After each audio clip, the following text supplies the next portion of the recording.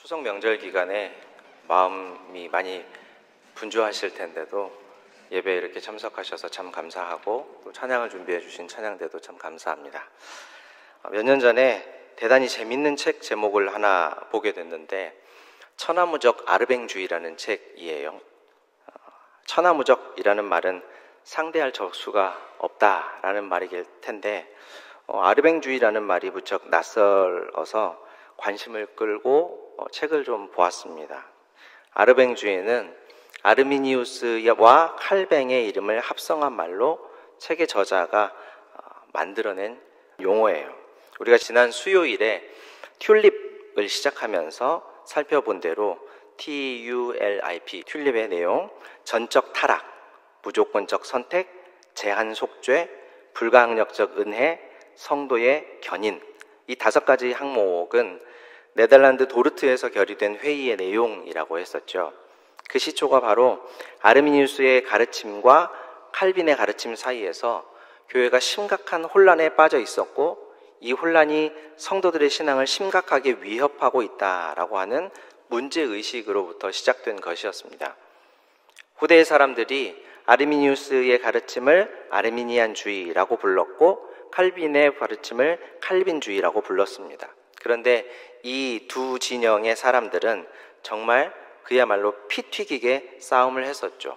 물론 물리적인 충돌도 있기는 했지만 그 핵심에는 자신들이 성경으로부터 읽은 구원의 원리에 대해서 정말 한 발자국도 물러설 수 없는 이 입장을 표명하면서 속된 표현으로 목에 칼이 들어와도 주장했었죠. 아르미니우스주의는 우리의 구원의 최종적인 결정은 우리의 선택에 있다라고 하는 것이 주장이었고, 그래서 우리의 결정에 따라서 우리의 자유의지에 따라 하나님께서 주시는 구원을 거부할 수도 있고, 구원을 받는 일도 하나님께서 준비해 놓으신 구원을 내가 나의 결단을 통해 받아들여야만 결국 구원을 받게 된다라는 주장이었었죠. 우리가 지난 시간에 아담 이후의 모든 인간은 전적으로 근원적으로 타락했다라고 배우고 고백했습니다. 그래서 하나님께서 깨닫게 하시지 않는 한 스스로는 절대로 자신이 죄인인 것을 알지 못하고 하나님의 구원이 필요하다라는 것을 인식하지 못하고 더욱이 하나님께로 스스로 돌이킬 수도 없는 철저한 구제불능의 상태에 빠졌다라는 것을 성경을 통해 배웠죠.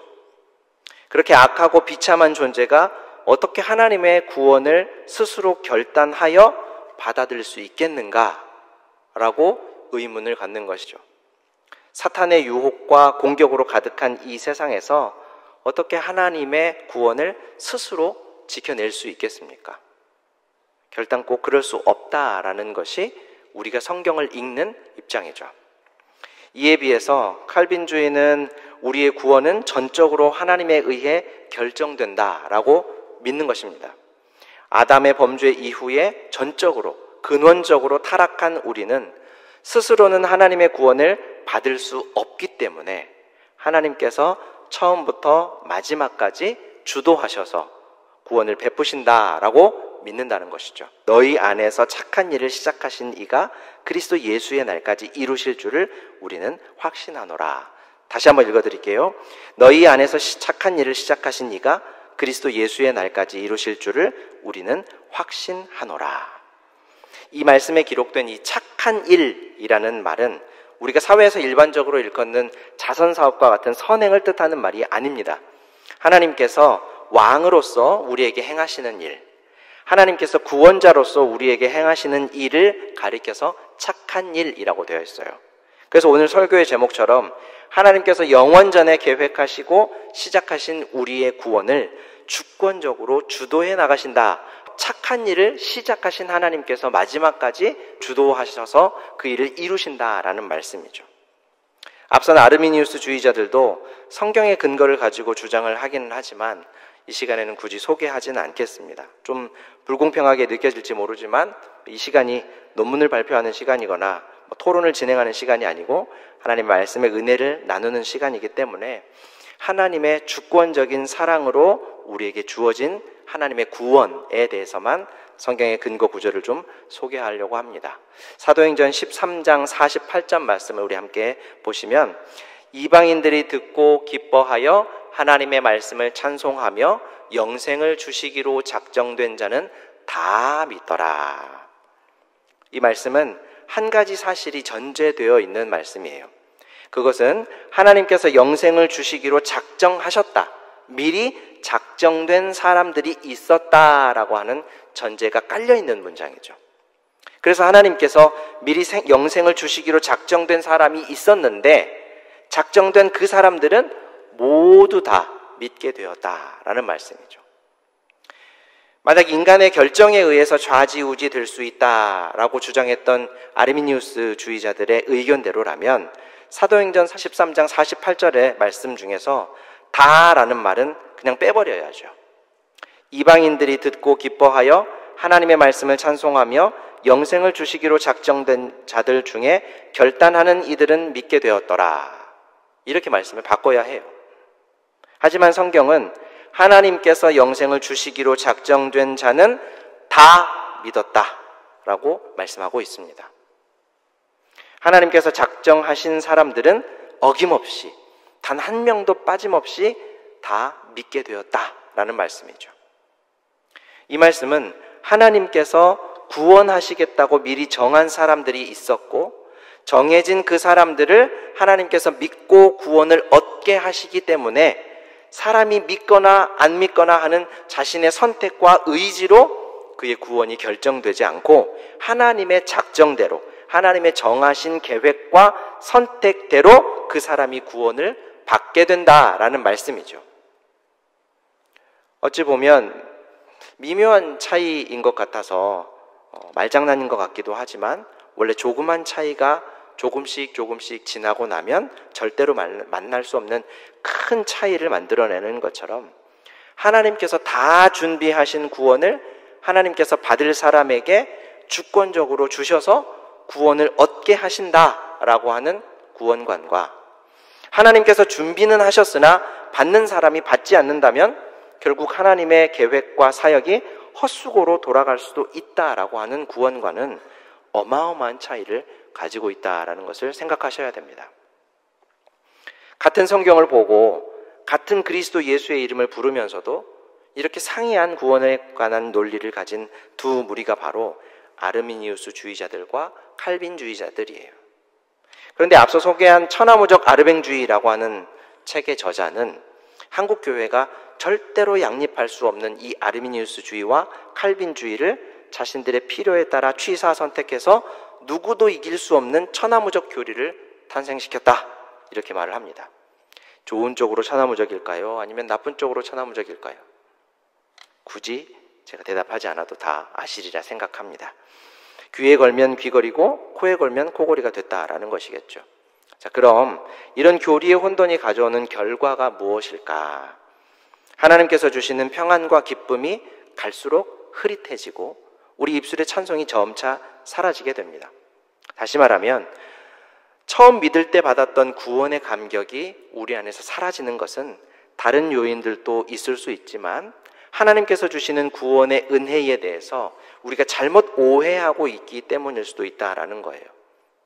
하나님께서 주시는 구원의 은혜를 복음으로 믿지 않기 때문이라는 말이죠.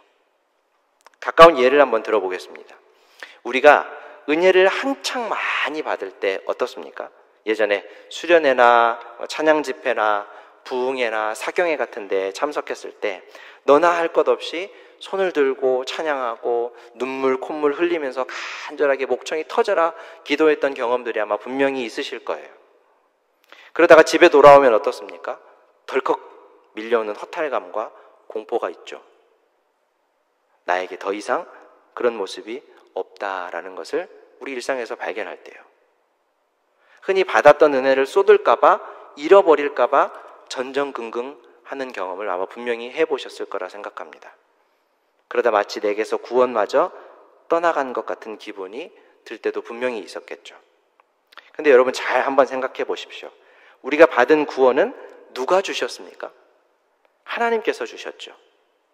하나님의 작정대로, 하나님의 뜻대로, 하나님께서 원하시는 대로 주시는 선물이기 때문에 내가 뜨겁게 찬양한다고 해서, 내가 눈물 콧물을 쏟으면서 기도한다고 해서 그것을 갸륵하게 보시고 하나님께서 우리에게 구원을 주시는 것이 아니라는 말이에요. 반대로 내가 뜨겁게 찬양을 하지 않는다고 해서, 눈물 콧물을 쏟으면서 기도하지 않는다고 해서 우리의 구원이 누군가에게 빼앗기거나 우리 안에서 증발된다고 말할 수도 절대로 없는 것이죠. 왜 그렇습니까? 구원은 전적으로 하나님께서 주시는 것이기 때문이에요. 그리고 그 구원을 주시는 하나님은 절대로 변함이 없는 분이십니다. 사람의 반응이나 사람의 어떤 행위에 따라서 결정을 바꾸시지 않는다라는 거예요. 절대로 바꾸시지 않는다라는 것이 성경의 약속이고 증언이죠. 어떻습니까? 구원은 전적으로 하나님께서 주시는 선물이다라는 말이 참 마음을 따뜻하게 해주죠. 참 낭만적인 말인 것 같아요. 우리 마음에 평안을 주는 말이 아닐 수 없습니다. 때로는 내가 넘어지기도 하고 흔들리기도 하지만 그렇다고 해서 내가 위기를 겪는 것이 아니라는 사실이 참 놀라운 일이죠. 그런데 아마 이렇게 얘기하면, 에이, 목사님 왜 그러십니까? 좋긴 하지만 우리 마음 편하자고 그렇게 생각하면 됩니까? 인생이 어디 낭만적인 일만 있던가요? 그리고 목사가 어떻게 듣기 좋은 말만 합니까? 진리의 말씀을 있는 그대로 선포해 주셔야지. 네, 맞습니다. 저는 지금 오늘 본문이 우리에게 증언하는 바를 여러분에게 오롯이 전해드리고 있어요. 오늘 본문 11절 말씀 한번 보겠습니다. 같이 한번 읽습니다. 시작. 그 자식들이 아직 나지도 아니하고 무슨 선이나 악을 행하지 아니한 때에 택하심을 따라 오직 부르시는 이로 말미암아 서게 하려 하사. 우리 하나님께서 주시는 구원은 방금 우리가 읽은 말씀처럼 하나님의 뜻이 사람이 아직 태어나기도 전에, 그래서 어떤 선한 행위나 악한 행위를 하기도 전에, 간절함의 표현을 하나님 앞에 하기도 전에 그러한 인간의 어떤 행위에 상관없이 무엇에 따라? 하나님의 선택하심에 따라 주어졌다라고 성경이 말하고 있습니다. 오직 구원을 주시는 하나님의 뜻에 따라, 하나님의 뜻에 따라 된 것입니다. 아멘? 제가 아멘 이런 거 잘 못하는데 이럴 때는 아멘 하세요. 구원은 이렇게 우리의 선택에 따라서 결정된 것이 아니라 하나님의 선택에 따라 결정된 것입니다. 이것을 가리켜서 무조건적 선택이라고 해요. 무조건이라는 말은 하나님께서 구원을 주시는 사람에게서 어떤 조건이나 자격을 찾지 않으신다라고 하는 의미이면서 우리 인간 입장에서는 하나님의 구원의 결정을 절대로 조정할 수 없고 실패나 성공, 받아들이거나 거부하는 그러한 결과를 만들어낼 수 없다라는 의미입니다. 하나님이 주시고자 하는 이에게는 받을 수밖에 없게 되고, 하나님께서 주시기로 결정하지 않은 사람에게는 아무리 간절한 마음을 가지고 있다 하더라도 주어지지 않는다는 것이죠. 우리가 하나님께서 주시는 구원의 은혜를 받지 않으면 그만인가? 라고 하는 말은 성경의 근거가 전혀 없는 가정일 뿐이에요. 여러분, 하나님께서 주시는 구원은 우리 사람에 의해 절대 결정되지 않습니다. 우리는 믿음으로 구원을 얻는데 그 믿음조차도 성령 하나님께서 처음부터 결정하시고 선택하신 사람들에게 구원을 주시기 위해 주시는 구원의 그릇이라고 하는 믿음이라고 하는 것을 먼저 주시고 그 믿음으로 구원을 받게 한다라는 것이 성경의 가르침이에요. 앞서 읽었던 사도행전 13장 48절 말씀에 구원을 주시기로 작정한 사람들이 다 믿게 되었다라고 증언했죠. 진리의 말씀에 근거하면 믿음이 먼저입니까? 아니면 하나님의 선택이 먼저입니까? 다시 한번 읽어드릴게요. 구원을 주시기로 작정한 사람들이 다 믿게 되었다. 구원이 먼저입니까? 믿음이 먼저입니까? 그럼요. 하나님의 결정, 구원이 먼저 결정되었고 그 뒤에 하나님이 믿음을 주셔서 그 구원을 받게 하신다라는 겁니다. 하나님의 선택이 먼저예요. 하나님께서 구원을 주시기로 작정한, 선택하신 사람들이 믿게 되었다라고 하나님의 성령께서 누가를 통해 사도행전의 말씀을 하고 있는 것이죠. 하나님께서 선택하신 사람들은 단 한 명도 예외 없이 믿어서 구원을 얻게 되는 것입니다. 자, 그런데 종종 우리는 이 하나님의 선택에 대해 좀 이상하다고 혹은 부당하다고 느껴질 때가 있는 것 같아요. 아니, 어떤 사람은 선택받아서 구원을 얻는데 어떤 사람은 선택을 못 받아서 구원을 얻지 못하고 지옥에 간다면 부당한 처사가 아닙니까? 기회가 모두에게 공평하게 주어지지 않는다면 하나님의 이러한 결정은 잘못된 것 아닙니까? 하는 생각이요. 어떻습니까? 한 번쯤 그런 생각을 해보신 적 있으시죠? 자, 그러면 여러분 다시 지난 시간에 나눴던 말씀으로 돌아가서 한번 생각을 해보자고요. 우리 인간은 전적으로 근원적으로 타락한 죄인이었다라고 하는 것을 가정하에 하나님께서 우리에게 균등한 기회를 제공했다면 우리가 스스로 하나님을 선택하여 그 구원을 얻을 수 있었을까요? 죄인인 우리가 스스로 선하신 하나님을 찾아서 하나님의 은혜를 얻을 만한 자격과 조건을 획득하여 구원을 얻을 수 있었을까? 그 구원이라고 하는 목적지에 우리가 갈 수 있었을까? 자신 있으십니까 혹시? 여기 계신 분 중에 나는 자신 있습니다. 난 분명히 처음부터 그랬을 겁니다. 내가 워낙 천성이 착하고요. 워낙 사람들에게 칭찬받는 사람이었기 때문에 난 분명히 그랬을 겁니다. 라고 자신하실 수 있는 분 있으세요? 저는 적어도 아닌 것 같아요. 저는 예전부터 어렸을 때부터 워낙 어머니 아버지 말을 안 듣고 말썽 피우고 이래서 저는 분명히 하나님이 하나님의 선택하심으로 미리 아시고 작정하신 계획대로 구원을 주시지 않았다면 절대 구원을 얻을 수 없다라고 하는 것을 뼈저리게 느끼는 사람 중에 하나입니다. 그래서 하나님의 은혜가 참 감사하고 놀라운 일인 것 같아요. 나 같은 사람도 구원을 얻었으니까요. 근데 여러분, 저뿐만 아닐 거라고 생각합니다. 제가 다른 분들, 여러분들을 과소평가해서가 절대로 아니에요. 왜냐하면 성경이 말씀하죠. 의인은 없나니 한두어 명쯤 있었다 이렇게 말씀하지 않고 의인은 없나니 하나도 없다라고 성경이 하나님께서 단언하고 계시다라는 사실을 명심하십시오. 전적으로 타락한 죄인은 스스로 하나님처럼 되려고 했던 존재들이에요. 자신이 죄로 인해 영원한 죽임을 당할 비참한 상태에 놓여 있다라고 하는 사실, 자신의 그러한 상태도 인지하지 못하고 있던 존재였죠.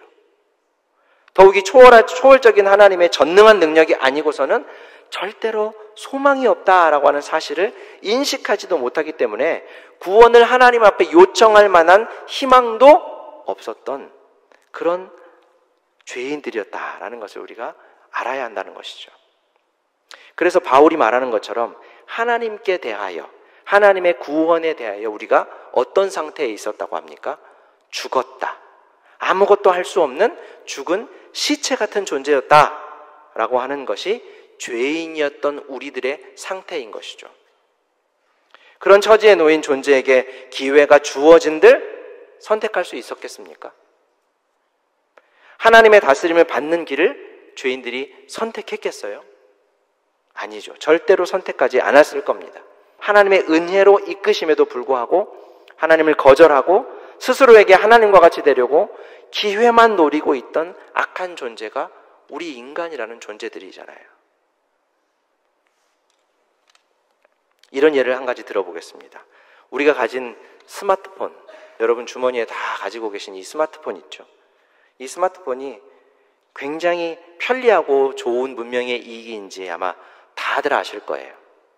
그러니까 예배 시간에도 꺼내서 보고 자다가도 벌떡 일어나서 맨 먼저 눈도 잘 안 떠지는데 스마트폰부터 보고 이러잖아요. 이 스마트폰의 쓰임새가 너무 많아서 거의 컴퓨터처럼 스마트폰이 없이는 뭐 일상생활의 상당 부분이 힘들어지는 그런 시대가 됐죠.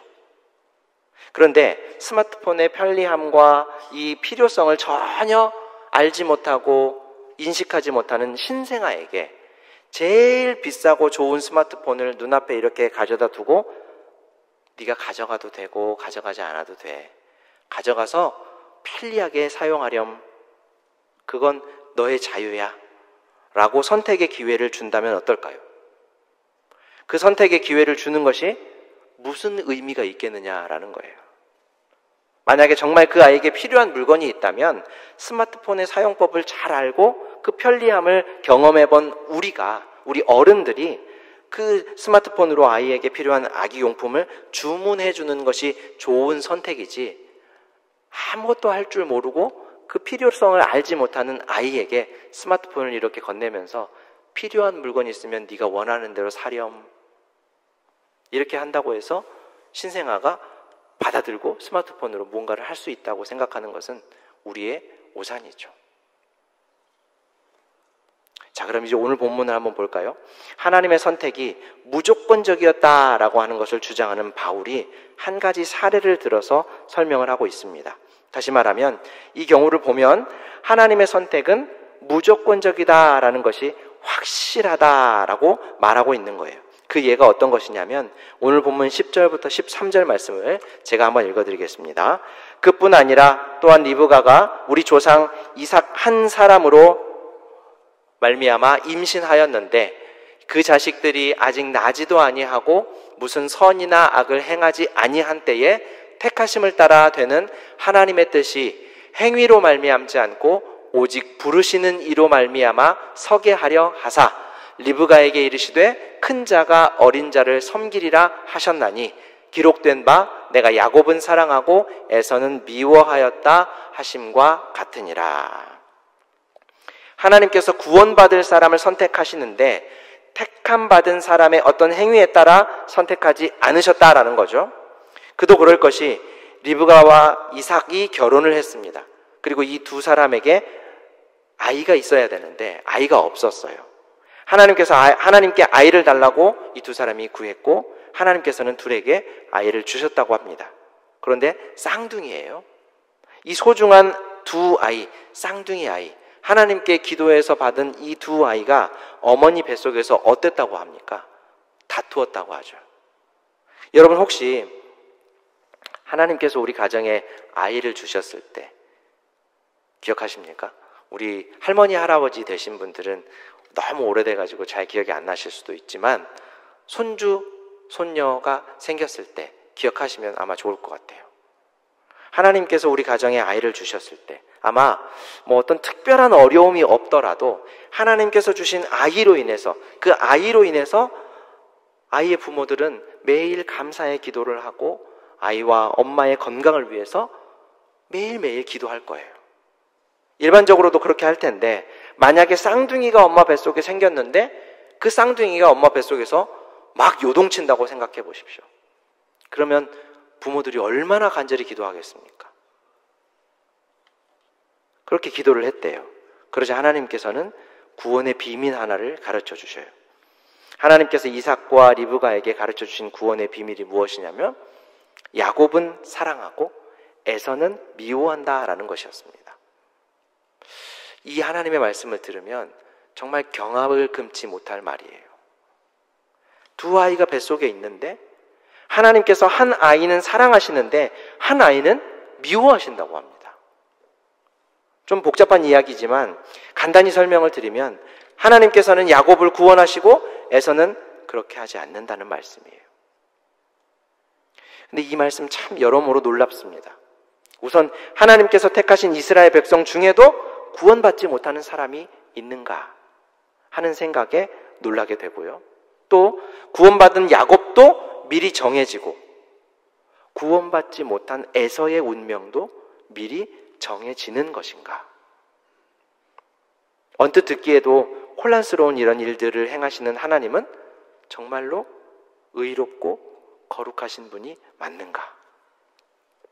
누구는 구원해주고 누구는 구원하지 않고 버린다는 하나님이 정말로 하나님의 사랑의 하나님이신가 하는 의문점들이 우리 머리를 복잡하게 만들죠. 여러분, 이 여러 가지 질문에 대해서 공통적으로 대답이 될 만한 말씀이 오늘 본문에 고스란히 쓰여 있습니다. 우리 14절부터 18절까지 말씀 조금 길지만 같이 한번 맞춰서 읽어보도록 하겠습니다. 시작. 그런즉 우리가 무슨 말을 하리요? 하나님께 불의가 있느냐? 그럴 수 없느니라. 모세에게 이르시되 내가 긍휼히 여길 자를 긍휼히 여기고 불쌍히 여길 자를 불쌍히 여기리라 하셨으니 그런즉 원하는 자로 말미암음도 아니요 다른 박질하는 자로 말미암음도 아니요 오직 긍휼히 여기시는 하나님으로 말미암음이니라. 성경이 바로에게 이르시되 내가 이 일을 위하여 너를 세웠으니 곧 너로 말미암아 내 능력을 보이고 내 이름이 온 땅에 전파되게 하려 함이라 하셨으니 그런즉 하나님께서 하고자 하시는 자를 긍휼히 여기시고 하고자 하시는 자를 완악하게 하시느니라. 아멘. 하나님께서 야곱은 사랑하셔서 선택하시고 구원하셨는데 에서는 미워하셔서 선택하시지 않고 구원하지 않으셨다라는 것이 있을 수 있는 일인가 하는 질문에 대해 14절이 이렇게 대답합니다. 우리가 무슨 말을 하겠습니까? 하나님께 불의가 있습니까? 그럴 수 없습니다. 하나님은 의 자체이십니다. 하나님은 언제나 의로우셔요. 어떤 상황에는 의롭고 어떤 상황에는 불의한 것은 사람의 경우에 해당하는 말입니다. 어떤 행위나 어떤 존재나 그것이 의롭다거나 불의하다라고 하는 것의 판단의 기준을 우리가 갖는 것은 사람이 하나님처럼 되려고 했던 범죄의 행위죠. 하나님께서 하시는 일이 곧 의로운 거예요. 정말로 그렇습니까? 사람이 전적으로 타락한 존재라는 것, 근원적으로 타락한 존재로 태어났다라고 하는 것을 전제로 한다고 생각하면 사람이 하는 모든 생각이 악하고 모든 계획이 다 악하다라고 했던 그 하나님의 말씀을 생각하면 하나님께서 에서를 미워하셔서 선택하시지 않는 것은 결코 불의가 아니라는 말씀이에요. 죄를 가진 인간이 구원받지 못하는 것은 죄의 당연한 결과일 뿐이라는 것이죠. 하나님은 결코 죄를 사랑한다라고 말씀하신 적이 없습니다. 죄를 허용하신다라고 말씀하신 적도 없어요. 다만 죄를 지었으나 하나님께서 정하신 어떤 특정한 사람을 하나님이 자기 뜻대로 사랑하시고 불쌍히 여기셔서 그 죄에서 구원하신다라고 하는 말씀은 성경에 쓰여 있습니다. 그 대상이 바로 야곱인 거죠. 야곱도 에서와 마찬가지로 구원받지 못할 죄인의 상태에 있었던 것이 분명합니다. 멸망할 죄인이었습니다. 그런데 하나님께서 야곱을 불쌍히 여기셔서 사랑하시고 그가 태어나서 어떤 선한 행위를 한 적이 단 한 번도 없음에도 불구하고 그의 의사를 묻지도 않고 그의 됨됨이나 선행의 정도나 도덕의 기준을 따지지 않고 그저 하나님의 뜻에 따라 구원이라는 선물을 야곱에게 주셨다라는 거예요.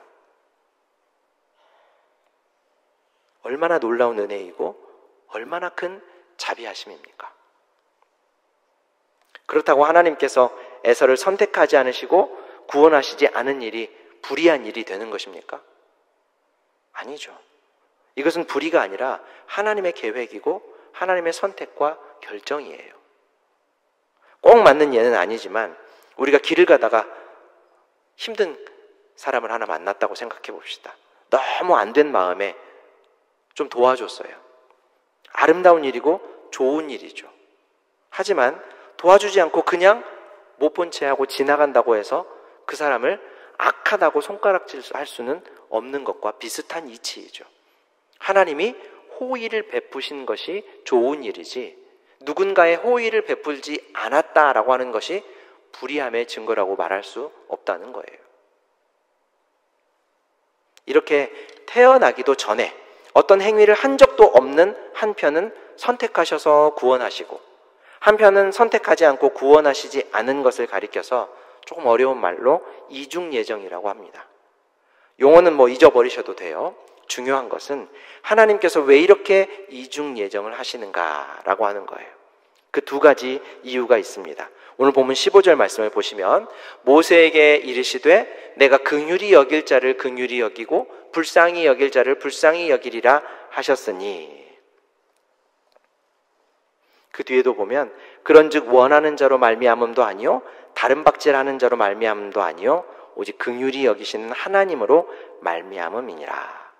15절이 알려주는 이중예정의 첫 번째 이유는 구원이 전적으로 하나님께 달려있다라고 하는 것을 가르치시기 위해서라는 거예요. 우리가 미리 예정된 일, 태어나기도 전에, 아니 바울의 표현대로라면 창세 전에 미리 선택된 것은 구원이 우리 손에 달려있는 일이 아니라 철저하게 하나님의 손에 달려있다라고 하는 것을 가르쳐 주시는 말씀이라는 겁니다.